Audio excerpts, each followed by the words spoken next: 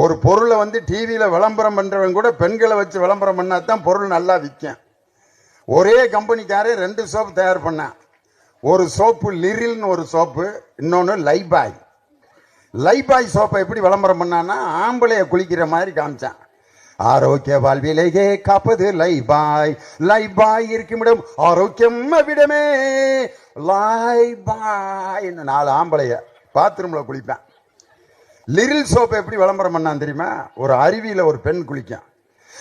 லா லா லா லா லா லா லா லா லா லா லா லா come alive with freshness Liril